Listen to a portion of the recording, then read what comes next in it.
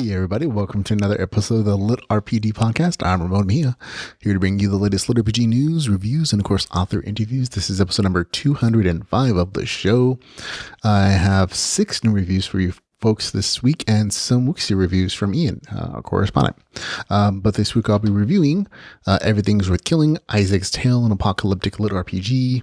Also, Path of Darkness, BlackFlame Online, LitRPG Gamelit Universe, Glory of Formation, Emperor Book number 1, long title. Then after that, it'll be The Bear Hunt, a LitRPG Gamelit novel, The Good Guys, Book number 7.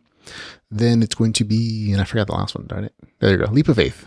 Anura Rising, Book number 1, a kingdom building fantasy LitRPG series. There you go. And we'll have some picks from Ian and Ian's picks of the week. But before we get into any of that, of course, we're going to go into LitRPG news.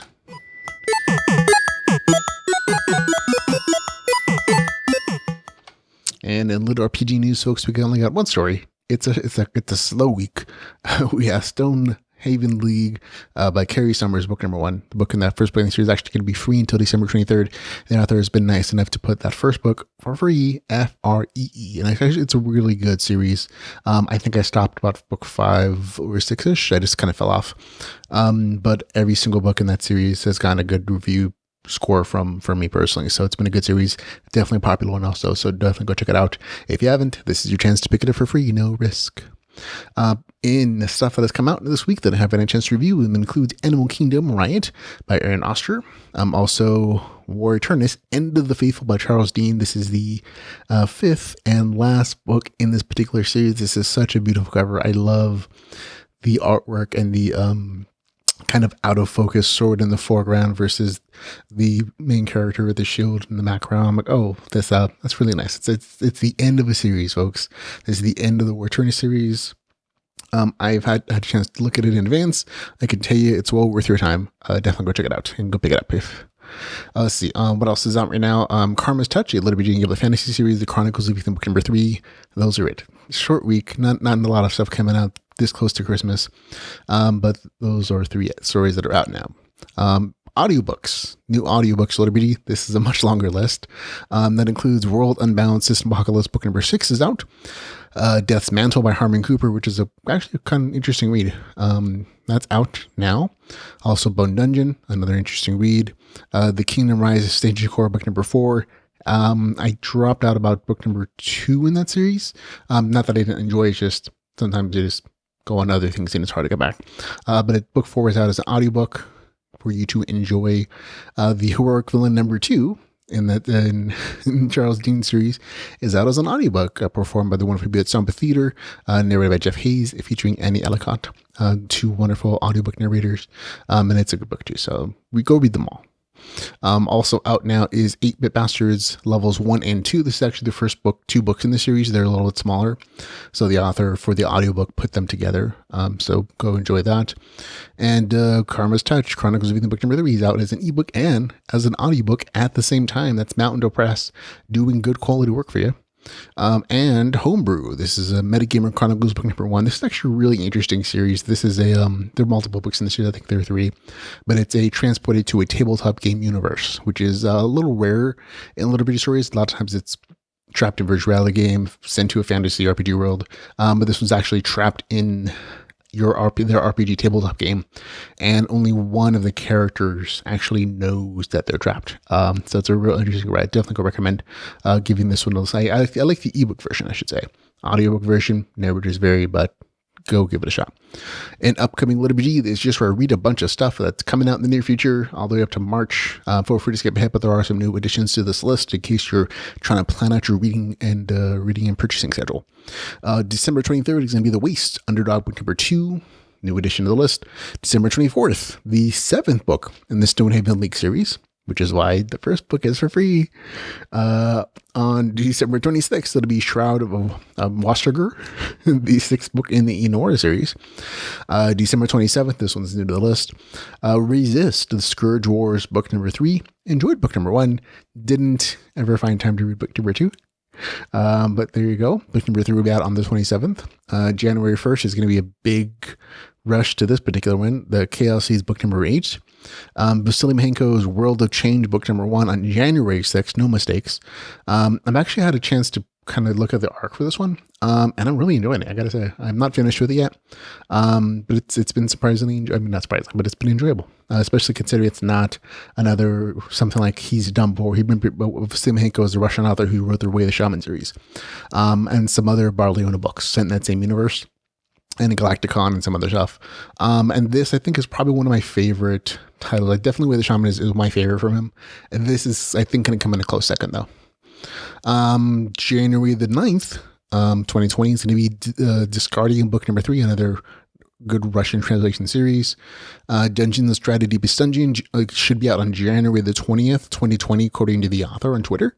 There is also a audiobook pre-order for this title, but that's scheduled for January the 3rd. So I'm not sure if they're holding that or they're going to change that particular schedule, or if their book might release a little bit earlier. But the author put up on Twitter and on a couple of Facebook pages that his title is going to be out on January the 20th, 2020. So there you go. That's from Portal Books, who also put out mostly like really good stuff. So on January 22nd, it'll be the 4th book in the Dragonheart series called Sea of Sands.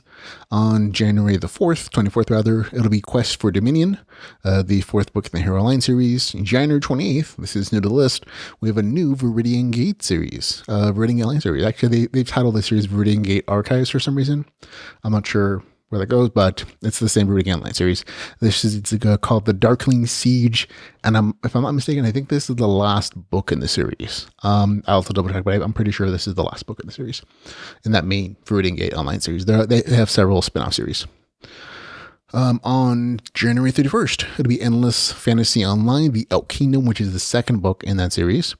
Legends Online book number 4 will be out on January 31st. This one's new to the list as well.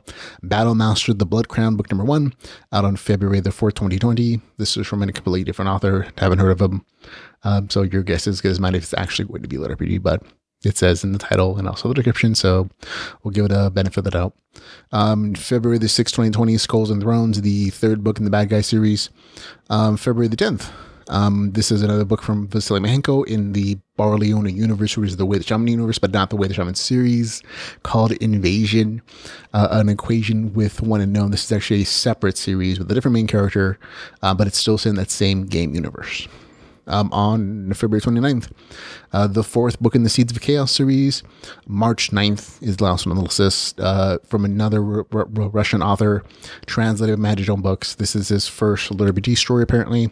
He's done some other sci-fi stuff for them, it's steampunk stuff, but this is their first LitRPG story, apparently. So the Incarnator, Project Stellar, book number 1. We'll have to wait and see how that turns out. So there you go. On to new releases and reviews.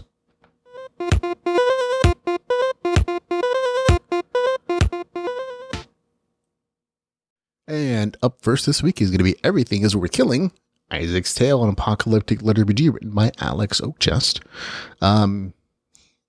This is 502 pages, $4.99. It is available on Kindle Unlimited. And here's the author's description.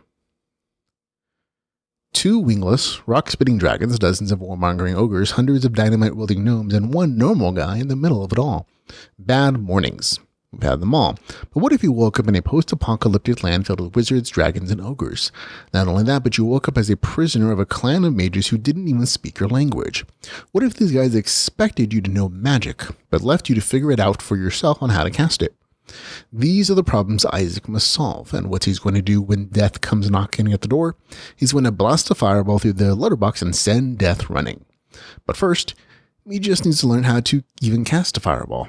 Follow his journey through a land filled with creatures that want to kill him, and watch as he refuses to let them, accompanying him into a land of mystery and danger where life is tough at learning spells and skill stakes work, a land where Isaac is determined to stop being the prey and become the predator.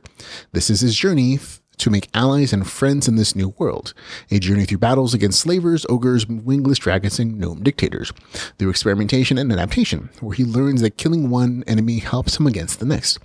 This is also a journey to find him a warm, comfy bed. This is a tale of someone who used to be a normal guy. It's Isaac's tale of adapting to a world where everything is worth killing. So there you go. Not a bad description of the novel, also not completely accurate though. It talks about it being a post-LitRPG, apocalyptic LitRPG story. Not really, it isn't. most of the time because you get to see the apocalypse happening. And in this case, it almost feels like in the story, the main character wakes up on a different fantasy world, with maybe slightly modern architecture sometimes. But that's at the extent of like the apocalyptic feel of this. Other than that, it feels more like a transported to a fantasy kind of story. This is a very light LitRPG story, and honestly, again, it feels more like a straight portal fiction story for the first 25% of the novel. And most of that first 25% of the novel actually feels more like a goblin language lesson scenario, with the main character trying to learn the language of the green people that saved him from the wild, because he disappears. And he's saved by these people from starvation and wilderness and monsters. And I'll be honest, that first time I was like, this is LitRPG. I'm not really seeing anything here that corresponds to that. Eventually, you do get to see the notifications that pop up that correspond to skills and progressions of power. It's there, but it is relative. Like, there are definitely sections of the song where it's just like straight, feels like Portal Fantasy for like 10-15% of the novel, and then you get another notification for something. So it is super light LitRPG. I think the story on its own is still actually good, but it's not going to satisfy anybody that is looking for something crunchy, even remotely. You could actually probably take out the notifications and some of the progression system in here, and the story wouldn't change a lot. Some of it would definitely change. But for the most part, it would kind of be the same. And so, like I said, it's light LitRPG because the game mechanics are there. They're part of the story. They're consistently used. So it's not like the author went in and inserted them or anything. But again, they're not kind of the focus. Like a lot of the magic system and the way he interacts with other beings feels very much like more normal fantasy, especially to the degree that the main character has to learn a language before he can actually talk to anybody, before he can actually interact with them. And that's literally the first 25% of the story is him talking to these goblin creatures, who are called goblins. I'm just gonna call them goblins because they're green and they have pointy ears and stuff.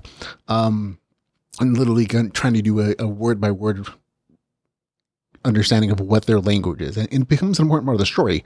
So it's a nice setup, but you kind of have to push through that if that's not really something if you're not interested in goblin linguistics.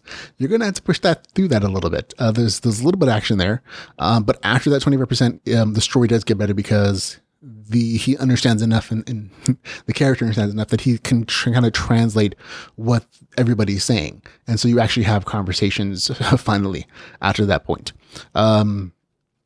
And from there on, it's like this cycle of training, magical practices, and some action as the tribe faces several threats. And that language learning is a part of the magic system in the story. It's an actually interesting extension, but I wasn't sure where it was going with it until after that 25% mark. So I'd say give it a shot if you're interested in that kind of stuff. It does get about a 20% mark, but if you're at the 30% mark and you're still not digging the story, it really doesn't get that much better. Some action happens, but if you're still not into it at that point, it's probably not going to work for you. Again, there is progression of power, the notifications, clear magic system, but it's not a big part of the story, so just be aware of that. I did like the magic system in the story. It was interesting, well thought out. There were clear rules that the main character works out through intellectual deduction, which I thought was a good character trait for the main character. I've always appreciated a smart main character who can figure things out and not just get lucky or stumble into power. Actually, that main character really does work for it. And overall, again, after that got past that 25% mark, I did enjoy the story. Once he could talk to people and there were conversations and he could learn about these different cultures, and these different monster groups around there and the different aspects of the story, the story actually gets a little bit darker, like really dark. Like the author's not afraid to like murder folks. So if you like a dark story, if you're okay with slice of life stuff, and you just kind of want to go on this journey in this world, I think this is a good LitRPG read. It's not my favorite from this author. He actually does another series called, I think it's Dungeon Academy, which I probably like a little bit better. This one is still getting a good review score, but it's definitely on the lower end of things, mostly because, again, the RPG stuff is super light. And when I read LitRPG, I kind of like more of it than that. But the other parts of the story kind of did make up for it in that it is still entertaining. It's just not one of my favorite things. Gets a score of 7.2 out of 10. That's going to be everything is worth killing. Isaac's Tale, an apocalyptic LitRPG with a score of 7.2 out of 10. Okay, up next is going to be Path of Darkness, BlackFlame Online, LitRPG Gamelit Universe, Glory of Formation Emperor, book number 1. Okay, this one is 231 pages, $2.89, available on Kindle Unlimited. Here's the author's description. John's days are numbered. The mind will consume his life any day. Will this offer to farm inside a game be any better? He wants nothing to do. He wants nothing but to farm in the real world, and is given that chance in a VR MMORPG with a new lease on life. He accepts it. But when he's robbed of his only tool to farm sufficient quota, he has no other option but to enter the deadliest forest of the region and die at the hands of a druid to obtain a skill that will help him reach his goals. However, death awaits at every step in the forest, and he can't die more than thrice. What will John do? Find out more on Epic Journey, BlackFlame Online. You can expect farming, unique quests, town building, epic large-scale battles, forbidden spells. So there you go. That's the novel description. This was an interesting story. It has some huge flaws that ultimately led it to not be enjoyable, not be good for me. But it has some interesting aspects that if you can look past the flaws, you're going to enjoy. Like some of the game mechanics stuff is interesting. I read other works from these two authors specifically. They work together as a pair for other stories in the BlackFlame Online series. And compared to those other works, this one is readable. Those other works had such huge technical writing flaws that they were, for a lot of people, weren't understandable. There's some writing issues. This one has writing issues too. So just be aware of that going into. If you're going to have a hope of enjoying this, you have to understand that this has technical writing issues. If you can accept that, you might be able to find something you enjoy here. There were other issues besides that for me that stopped me from really enjoying it. But I did think there were some really neat ideas here. Personally, I like some of the RPG stuff that happened in the story. I like several of the classes the main character had. Archdruid, the Formationist. There were interesting class powers, interesting progressions of those classes. Lots of crunchy numbers here, which I'm always a big fan of. I like numbers, and I like those detailed character class choices. They're always fun for me. And you get that here. So that's definitely a plus here. There's also some town building here. So fans of that game mechanic might enjoy the story for that reason. However, there were again issues, and not just technical writing issues. There were huge plot holes in the story. And I, in my notes, I wrote so many times, this does not make sense. How does this happen? And story twists that don't make sense. And sometimes I got the feeling that the authors came up with a neat game mechanic that they liked and they thought would be cool, and would appeal to readers. And then just they came up with rules for it and they're detailed and everything. They just kind of shoved it into the story. There are literally places where it's the main character has to get murdered by a druid to get a power, and he ends up getting a super class. And then he just kind of falls into a more power structures. And literally, I'm not joking when I say he falls into it. And so it just kind of there was ideas for these writers and this is cool. We're just going to throw this in and it is what it is. And like I said, some of these ideas are kind of neat and I enjoyed them. But the story itself is kind of a jumbled mess. And also common in the story is not amazing. It's not bad, but it's just kind of okay. Overall, the novel just missed for me. It is an improvement over some of the other things these authors have written for me. I wasn't bored of the story. I had a good time reading it, mostly because of the RPG progression. And I like the use of farming specifically and town building stuff. I thought those were neat aspects that aren't usually used in a lot of LitRPG stories, specifically farming, as a progression mechanic. I thought that was neat. But again, the story itself had issues. It has technical writing issues and it has storytelling issues where it doesn't make sense. So for me, that dropped my enjoyment enough to drop it below a 7. So it gets a 6 out of 10 for me. Again, if those issues don't bother you though, you might find something here you enjoy. But for me, it just didn't work. So that's Path of Darkness, BlackFlame Online, LitRPG Gamelit Universe, Glory of Formation Emperor, book number 1, with the score of 6 out of 10. Okay, next we have The Bear Hunt, a LitRPG Gamelit novel, The Good Guys, book number 7, written by Eric Ugland. This is 365 pages. It is $4.90. It is available on Kindle Unlimited. Here's the author's description. As usual, Montana Conchshell is hell-bent on doing what's right, even if it's what's right isn't exactly what's wise. So he embarks on a quest to vanquish the corrupted Ursus, a threat so large they could destroy the entire world of incarnate. Does Montana head out after months of training for cold weather conditions, amassing an army, and strategize with his top aides? Not really. It's more like he just walks out of his hold one day with a guide and members of his herd. They're just a bunch of angry teddy bears, right? Montana is acting on pure instinct tinged with a healthy dose of rage. He's stripped bare, as soon finds himself without food, supplies, a key magic weapon, or even his most loyal friends. Still, he continues. Montana Cockshell is on the hunt. So there we go. I guess that's a fairly accurate description. There's really no planning for this. The story feels really slice of life. Like the main character literally goes out on this hunt for these bears, like probably 3, I think 4 times, and he returns with different issues. It's a good entry in the series. It's not my favorite. And I'll definitely point out the fact that the story kind of meanders in the beginning and middle of the novel. There's definitely a solid ending here, which resolves the plot like mentioned in the novel description. But a lot of this beginning middle section kind of feel like it's a setup for future novels or requirements for some game mechanics for the town building stuff. There's still good action adventure here through the entire novel. There's a little bit more RPG progression that you've seen in some other books, and the ending again is satisfying and good. However, again, like this beginning and middle sections really just feel like, what's happening? You have a goal, but you're not really going there. And it definitely kind of goes in its own slice of life path. And even in the back of the novel description or the novel book, in the back matter, the author's like, man, this was hard to get back into. I was writing that bad guy's book, and it was really just kind of a challenge to get back into this mindset of this particular character because it's such a different kind of storytelling. And I absolutely get that. But it is what it is. It's still enjoyable story, just not my favorite in the series. It gets a score of 7.4 out of 10 rather. Which is a good solid middle, slightly less than middle of the road kind of good story. If you're a fan of the series, you're going to enjoy this. You are. Good characters, good main characters, still doing good action-y stuff. You get a little more RPG action. I was glad to see more RPGs of her. But again, it's very much kind of a slice of life. I think there are other reviewers who say like, oh, this kind of feels like filler. And I'm like, yeah, I guess I kind of see that. Like there's no like big, huge arc progressions here.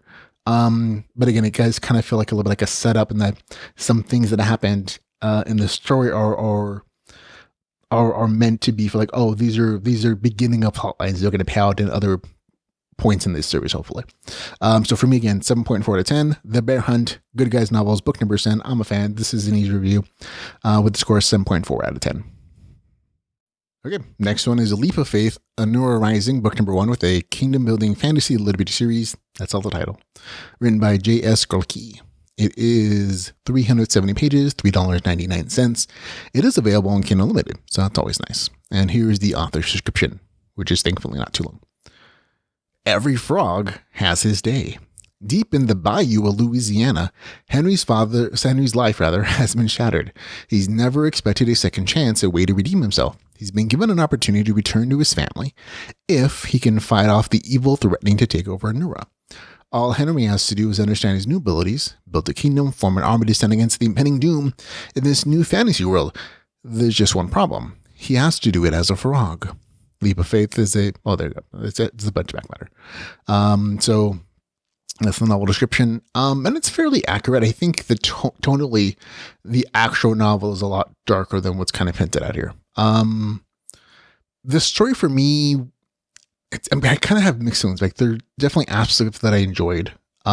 Specifically good action, like really good action. I really enjoyed the combat here. Nice stuff, visceral, good feel for it. Nice descriptions. And there are plenty of notifications, item descriptions, character sheets, after a certain point in the story, which I'll talk about in a bit. And there is town building mechanics in the story, and it's well done and it's well thought out.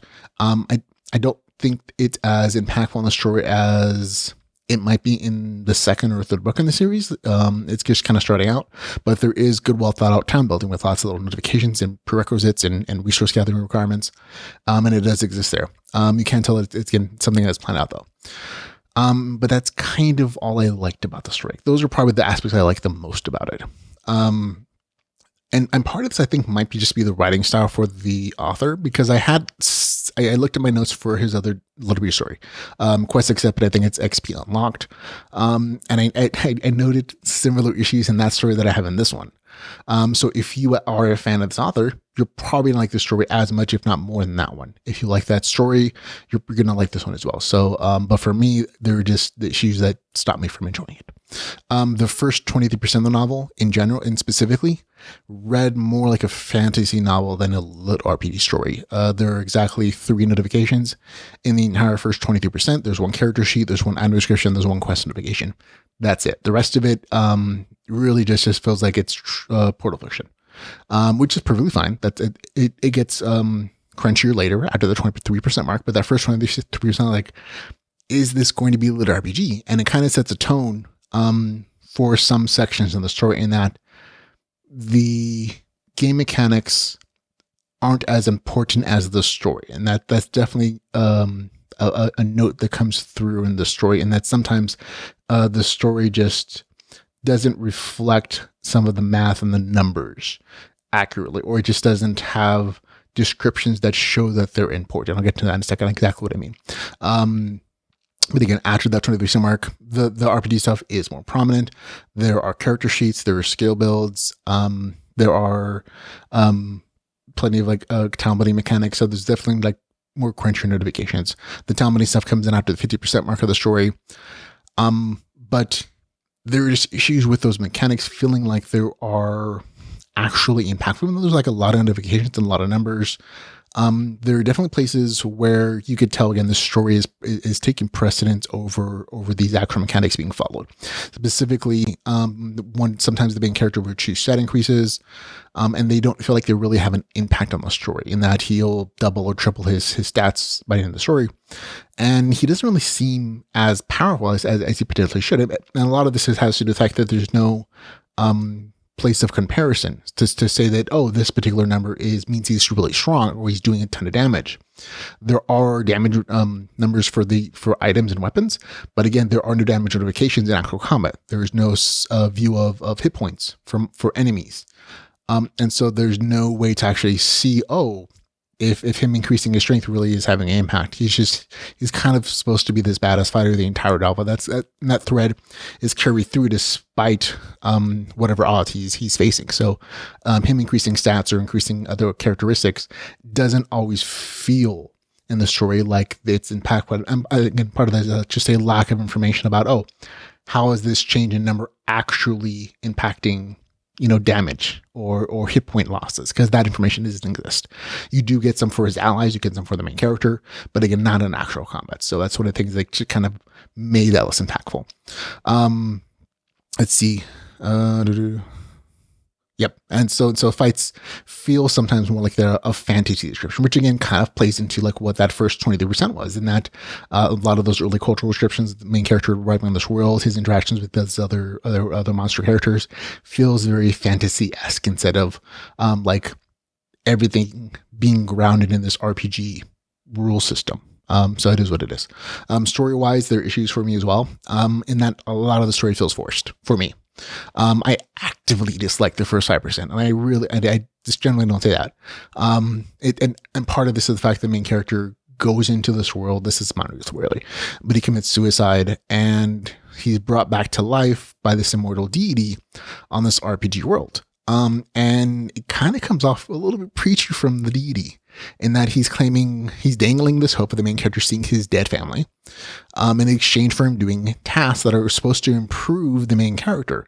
Like, I don't know, morally? You describe him as having this terrible, negative, selfish outlook on life and this solo journey, and these tasks are supposed to be imposed upon him, so that he becomes a better human being or a better person, essentially. That's literally what's described as. And so it came off as a little bit preachy to me, and it just kind of lets this weird bad taste in my mouth. And for other people, they're not really going to care. They won't, and that's perfectly fine. We all have different tastes, but it was kind of a kind of a bad start for me. From then on in, though, I could kind of see that a lot of the story is crafted to set up like the town building mechanics in the last half of the story. There is a lot of action, which is a plus, which I've already noted. Like there's really good action, like essentially every 5-10% of the novel. So it's a good action fest here. But a lot of the story just kind of feels, like the first half feels like it's there to justify the town building in the second half. And I'll get into a little bit of that. So there's really just like a bunch of stuff that set up the town building itself, and then like a show off with the bad guy, and there's your story. And a lot of it is, it's just kind of, I was like, oh, there are things happening here where it's like, oh, this is going to be the thingamabob that's going to save him here. And this is going to be the thing that he's going to have to use to be a leader, because it's literally just like the main character is forced into this role. And that's part of the issue I have, and that, one, the main character is a jerk for most of the story. He's not a pleasant person. So the story is already a little bit darker.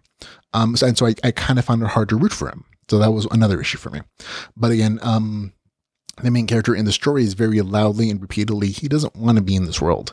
And he's only kind of there because, again, that hope of like seeing his like dead family, all of them, is kind of dangled in front of him. So it was always this like weird motivation for him.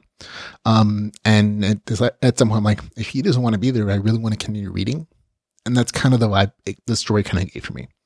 But in going back to the way the story is forced, the main character, like the main character is literally forcing the story into a role. And I kind of did not like that particular aspect, because I felt like he had no agency. He had no choice in what he was doing. Like he's literally given this characteristic of noble obligation, which forces him to take on followers. And if he loses the followers or they die, the main character dies. And this one characteristic actually breaks the RPG rules that are established in the story. Because as far as the normal game mechanics go, there are two ways to gain a skill. One is with skill points when he levels. He can go through like this long skill sheet with like different categories, and he can pick different skills and he can advance them, which is normal and useful. Or he can like read a skill book and he can gain skills through that, even though that's supposed to be super rare.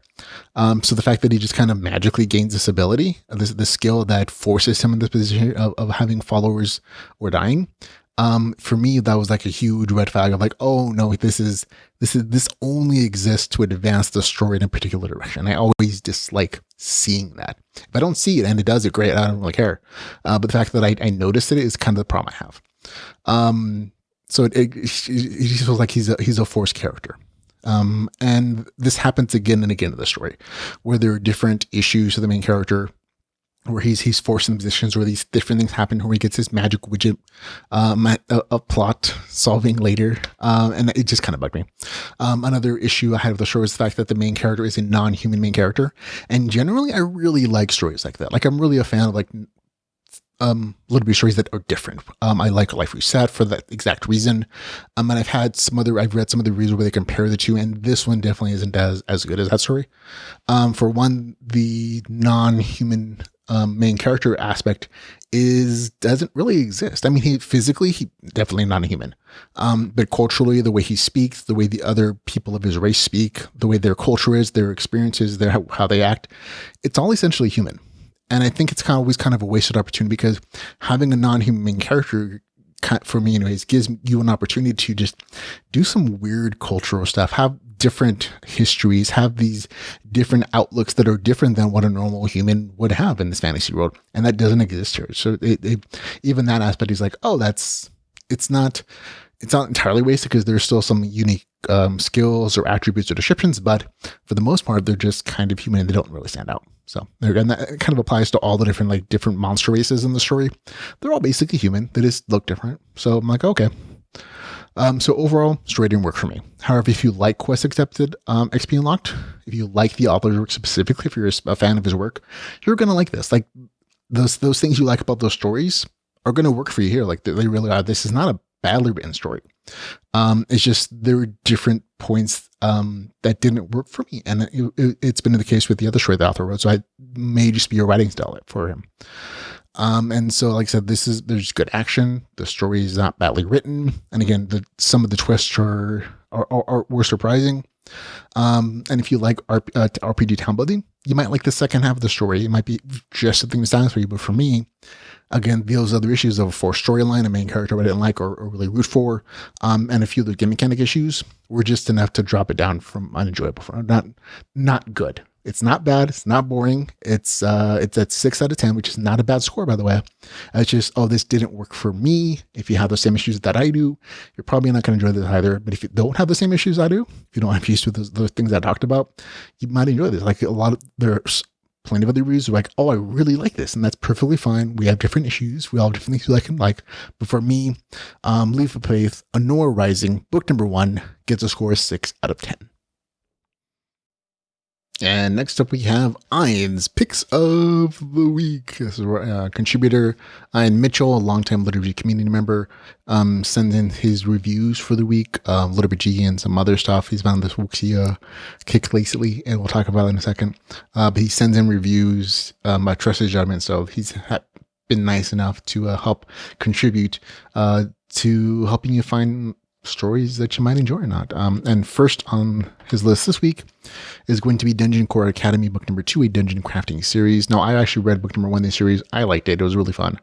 And Ian's reading this one. He says his second life. Short, easy read dungeon core story. Benno the Core is chatty with the reader. It's worked in both this and the previous book. Most of the fighting is implied. The story advances, gives it a score of 7.8 out of 10. I'm not sure exactly what all those words mean, but he likes it. So there you go. I like book number 1. The story is essentially a dungeon core.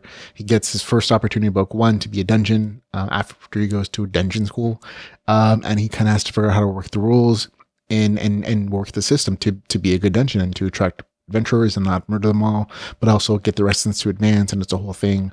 And so book 2 is an advancement, I'm assuming. So Ian liked it. So there we go. Next is for him going to be Dragonheart Sea of Sand, LitRPG Wuxia, series book number 4. So that is actually out. I think I have the wrong release date on that if it's already out now. So he says, 2 heroes from legend. Wow. Both the story and translation are incredible.